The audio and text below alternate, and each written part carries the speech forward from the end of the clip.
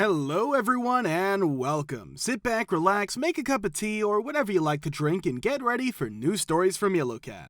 Send your own favorite stories in the comments below and maybe they'll be in our new video. So subscribe to the channel if you're not subscribed yet. Let's get started. What's your best story about instantly quitting your job? Part 3. The day I quit working in call centers, I've worked in a lot of them in my life, and now that I've found this sub, I'll probably add more, but I wanted to start with why I quit for good. As I already said, I have a lot of experience in this field. When I moved towns, I needed a new job quickly and a good salary, so I quickly applied for several telesales jobs. By the end of the week, I was in training after being interviewed by two very well-dressed, well-spoken men in a beautiful office. We talked about an amazing package that included a company car for when I did face-to-face sales, career advancement, and about 3 times the industry standard. I was thrilled and went to the fancy office with the fancy cars and fancy people. I bought a used suit with the little money I had and jumped right into my new job. I was paid about 900 English pounds sterling for the great training week. I was 22 years old and couldn't believe it. That was free of charge. I'm on my phone a lot in my second week. I've been pulled up twice for going off script and making a sales pitch, and I was told that's not how a telesales office works. This means they are honest, following the law, and taking care of everyone. I did what I was told and made a few sales. I was sure I could have made more with more freedom, but I did what I was told. The next week, I make about £1,500, and the week after that, I make about £2,200. There was nothing wrong with it. It was business advertising, and if they signed all contracts after my call, I got an extra bonus when the face-to-face guys left. These contracts were written by the lawyers I talked about earlier and were good for up to 7 years. They were pretty much impossible to break or get out of. I had too much money and didn't know what to do with it because I was young and naive. Sometimes I got pulled over for making a joke or having personality, but life was good. Then it was time to keep a deal with a company going. The surefire deal went through and I was told to make the plans. The man was known to be a tough negotiator, so the commission wouldn't be very high. However, he spent a lot of money every 2 years, the minimum term contract, and when I called, his wife answered. It went something like this. About 5 minutes into the convo explaining who I am, the lady starts to cry. "Sorry, my husband has passed away from cancer. I have never worked and I'm going to sell the business and retire with the grandkids." She cries some more and says she's terminal as well and doesn't know what else to do. We have some more sorry for your loss type conversation and I let her go. Sigh, compose myself, and get ready to make the next calls. Remember how I kept getting pulled aside for going off script? I got yelled at. Too many times I broke the script and I had the nerve to comfort this woman. The floor manager then said the most heartless thing I've ever heard. Listen, if she dies during a 7-year contract, we get paid in full before her family gets any inheritance. I don't know how true that is, but it makes me sick. And as a big boy, all I can think about is hitting this guy in the face like he said something horrible about my grandmother. I don't want to because I need the job, so I leave to get a drink, take a second to calm down, and as I walk back in, the floor manager gives everyone a high five and says, "That's 7 years ready to be signed at our best package for advertising a business that a woman was selling while she was dying and sad." It made me sick. I made up my mind to quit, but first I called my mom. She fights cancer and runs a business. She's good at winning. I do what she says. I wait the day out. I make more sales than I ever have. That night, I stay late. As soon as everyone leaves the office, I call each customer back. I'm honest with them. Every customer canceled and sent complaints to the right ombudsman. I left really happy with my notice on the desk. That first morning, the calls came. First, "Sorry to see you go, but we didn't need your cocky calls." Then the "What the F have you done" calls. Then the threatening to sue me calls. Then the "Please ring them back" begging calls. I collected my last wage a week later. Heavily docked, but very happy. I haven't been back in a call center since, and I don't intend to. Within a homeowners association, we rent a home.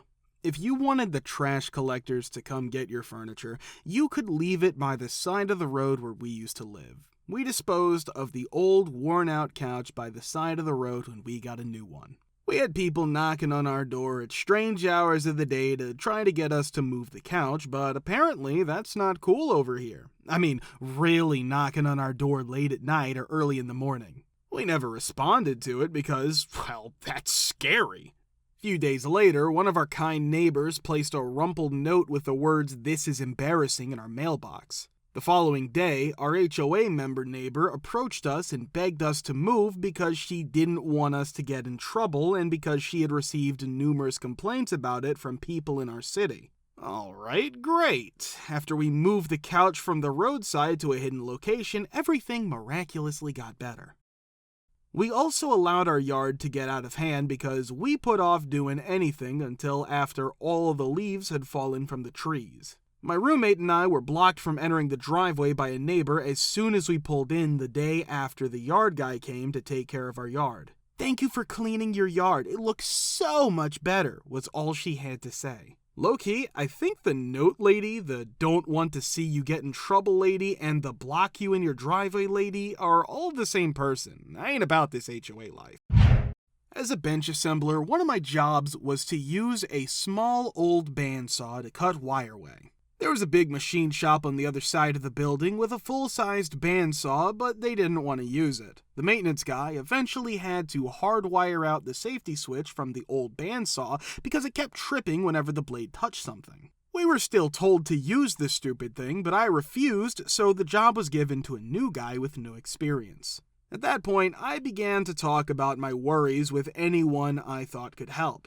When I told my boss about it, they always said they would look into it. I joined the team for continuous improvement, and in one of their meetings, I told them what was going on. The second in charge of the business told me not to write that down and to tell my boss to fix it. I told him again, in person, that it wasn't fixed when I went to his office. Another week went by, and there was still no word on when it would be fixed. I told the head of the safety committee about it. In his random safety check, he said he would be in my area and find the broken safety switch. He then said he would tell my manager about it. He was so nice that he called my boss to the shop floor so that I could hear the plan for how to fix it. Some of the things my manager said when asked about it were, well, who made that fix, and why didn't I know about this? I gave him my 2 weeks' notice the next morning when I walked into his office. While I was leaving, I talked to HR about everything and wished I had quit right then. HR kept making these little gasps and shaking their head when I told them that it was often ignored as I was telling the story. At the end of the story, she said that this made her really sick and promised that it would be fixed. I hope I hurt my old boss's reputation as the jerk who doesn't care about the safety of his employees. I told this story to a bunch of people from my school looking for internships and convinced them to look anywhere else. I called OSHA, put in a complaint. They got an inspection. It turned out that they broke a lot of safety rules. The fines were very high. To fix the problem, they had to close down a big machine shop. Of course, the bosses found out about it. All of those managers were fired for their negligence. Residents who have/had an HOA, tell your story of encountering these people, Part 3. I didn't have to work because of a strike. I didn't have any savings and was doing the bare minimum of work to go on strike in order to get union support. I was also doing side jobs and other things to pay my bills. I forgot about the mandatory vacation week that was planned to happen at the same time as the freeze. It looked like a paycheck direct deposit when I checked my bank account one morning, but it was much smaller than a normal check. It was hard to even get a copy of the pay stubs because they were all electronic and sent over a secure connection. It turned out that this amount was taken out of my pay, and payroll said it was because of a court order. I had to find out what that was because I thought the HOA fees were taken out of escrow. Instead, it was the court fees for processing them. Just the court fees were more than the HOA fees. I was mad, walked right into the HOA office and started making a scene. They had never told me anything. Their systems got updated because the previous owner asked for a mail redirect, blah, blah, blah. Then I asked them why, since I live only a quarter-mile from the office, they hadn't thought to stop by and ask me about it while they were on one of their many patrols. It was strange that the person who sent me this summons also failed, and it was also strange that he was representing the HOA. I told them about this. He pushed the process through the courts without sending a call or letter. He was the only one being paid a portion of those court fees. I told them that I was having a hard time supporting my family and that their BS mafia-style schemes would be dealt with by the union. Those poor women were really scared. They told me in writing that all mail, including HOA newsletters, would be sent through certified mail.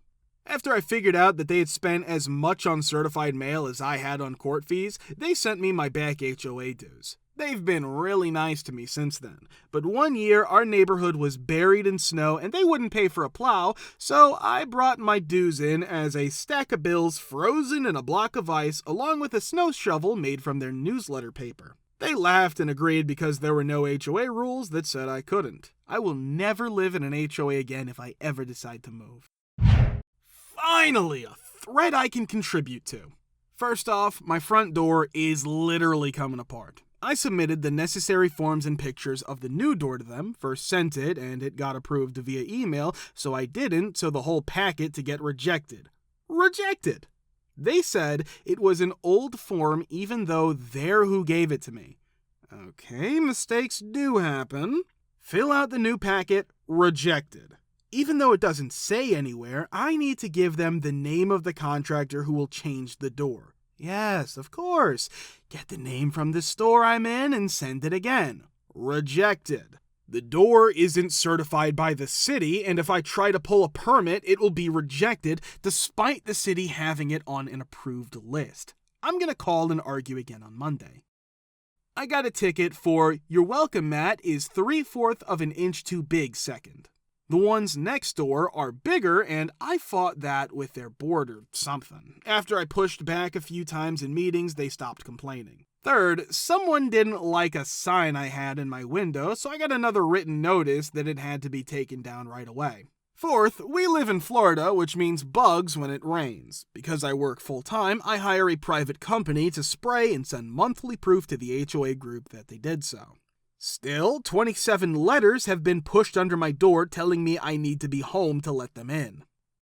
Fifth, they have a spare key from the previous owner from more than 5 years ago and decided to just walk in one day. Even though I screamed, they gave me back my key, but they also said they expect to be given a copy that they can use whenever they want. Sixth, I told them to shove it because they pay their HOA fees all over the place. They still haven't cashed my July 2018 check.